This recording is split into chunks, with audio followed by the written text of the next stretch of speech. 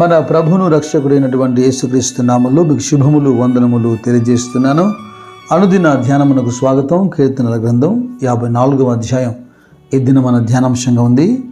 దావీదు రచించినటువంటి కీర్తనల్లో ఒక్కో కీర్తన తాను వెళ్ళిన ఒక అనుభవంలో నుండి రచించినటువంటి కీర్తన. ప్రస్తుతం మనం ధ్యానం చేయబోతున్నటువంటి 54వ కీర్తన సమూయేలు మొదటి గ్రంథంలో 23వ అధ్యాయంలో దావీదును పట్టుకునేందుకు లేదా చంపేందుకు సౌలు తరుముతున్న రోజుల్లో దావీదు అరణ్యంలోని కొండ స్థలముల యందు జీపు అను అరణ్యమున ఒక పర్వతములో నివాసం ఉంటున్నాడు. ఒకవైపున తన తండ్రి అయినటువంటి సౌలు దావీదును తరుముతున్నాడని తెలిసినప్పటికీ దావీదు ప్రాణ స్నేహితుడైనటువంటి యోనాతాను దావీదు యొద్దకు వెళ్ళి, నిశ్చయంగా నా తండ్రి నీకు హాని చేయడు, అతడు నిన్ను పట్టుకున్న జాలడు, నువ్వు భయపడొద్దు అంటున్నాడు. నీవు ఇజ్రాయేలుకు రాజు అవుతావు, నేను నీకు సహకారిగా ఉంటాను. ఇలాగ దావీదుతో ఒక నిబంధన చేసి యోనాతాను వెళ్ళాడు. అయితే ఈ జీపీలు బయలుదేరి గిబియాలో ఉన్నటువంటి సౌలు వద్దకు వెళ్ళి, యెషీమోనుకు దక్షిణముననున్న హగీలా మన్యములో అరణ్యములో కొండ స్థలములలో దావీదు మా మధ్యలోనే దాగి ఉన్న సంగతి మీకు తెలియాలని సౌలు యొద్దకు వెళ్ళారు. ఆ సంగతి దావీదు తెలుసుకొని అక్కడ నుండి తప్పించుకొని పోయాడు. అయితే ఈ సందర్భంలో రాయబడినటువంటి ఒక మాట ఏంటంటే, సౌలు అనుదినము దావీదును వెతికినను దేవుడు దావీదును సౌలు చేతికి అప్పగించలేదు అన్నమాట. చూడండి, ఈ కీర్తన దావీదు ప్రార్థనతో ప్రారంభిస్తున్నాడు. దేవా, నీ నామమును బట్టి నన్ను రక్షింపుము, నీ పరాక్రమమును బట్టి నాకు న్యాయం తీర్చుము. దేవా, నా ప్రార్థన ఆలకింపుము, నా నోటి మాటలు చెవిని పెట్టుము. అన్యులు నా మీదకి లేచి ఉన్నారు, బలాఢ్యులు నా ప్రాణము తీయచూచున్నారు. మొదటి వచనంలో ఇలాగ ప్రార్థన చేశాడా? చివరి వచనం చూడండి, 7వ వచనం 6వ వచనం కూడా, యెహోవా నీ నామం ఉత్తమము, నేను దాని కృతజ్ఞతాస్తుతులు చెల్లించుచున్నాను. ఆపదలన్నిట్లో నుండి ఆయన నన్ను విడిపించి ఉన్నాడు. నా శత్రువుల గతిని చూచి నా కన్ను సంతోషించుచున్నది. మొదటి వచనాలు సమస్యల మధ్యలో ప్రార్థన అయితే, చివరి వచనం ప్రార్థనకు పొందిన జవాబుకు సంబంధించి కృతజ్ఞతాస్తుతులు చెల్లిస్తున్నాడు. కీర్తన 59వ అధ్యాయంలో కూడా 10వ వచనం ఇలాగ అంటాడు, నా కొరకు నా దేవుడు తన కృపతో నన్ను కలుసుకునేను, నా కొరకు పొంచి ఉన్న వారికి సంభవించిన దాన్ని దేవుడు నాకు చూపించును. ఈ సమయంలో అపోస్తలుడైన పౌలు రోమీయులతో చెప్పిన మాట మనకు జ్ఞాపకం తెచ్చుకోవాలి.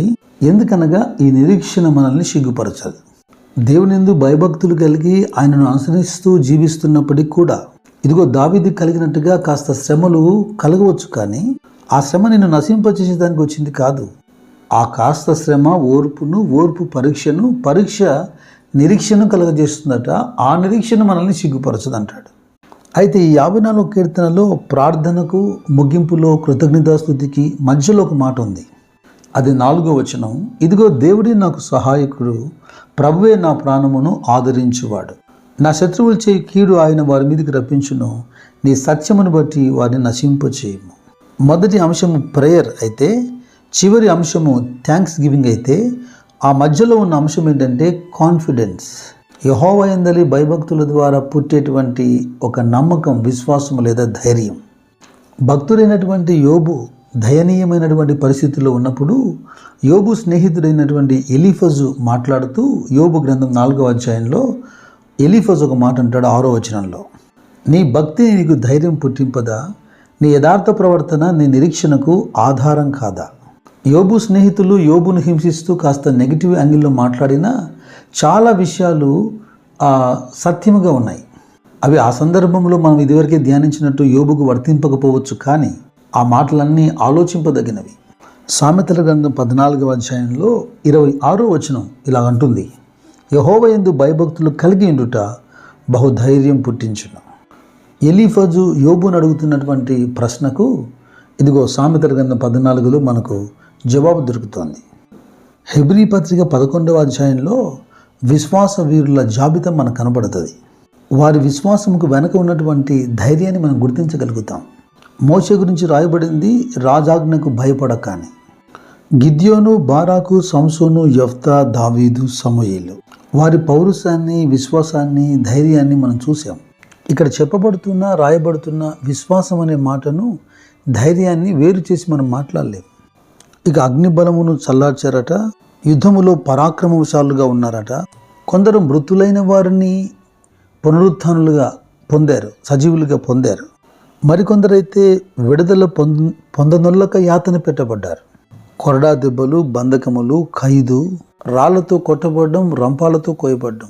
ఈ అనుభవాల వెనుక క్రీస్తుకు సంబంధించినటువంటి ధైర్యమే. అపోస్తలుడైన పౌలు తిమోతితో మాట్లాడుతున్నప్పుడు మొదటి పత్రిక 4వ అధ్యాయంలో 8వ వచనంలో అంటాడు, దైవ భక్తి అన్ని విషయములలో ప్రయోజనకరమైనదని. ఈ 54వ కీర్తనలో ఒక మంచి విశ్వాస క్రమం మనకు కనబడుతుంది. ఒకటి ప్రార్థన, రెండవది విశ్వాసంతో కూడినటువంటి ధైర్యం, మూడవది పొందిన జవాబుకు కృతజ్ఞతాస్తుతి. దేవుడు నిశ్చయముగా మీకు కలిగిన బాధలన్నింటిలో నుండి ఆయన మిమ్మల్ని విడిపించును గాక. మన పరమ తండ్రి ప్రేమ, యేసుక్రీస్తు యొక్క కృప, పరిశుద్ధాత్మ అభిషేకము మీకు తోడే మిమ్మల్ని నడిపించును గాక. God bless you. God bless you.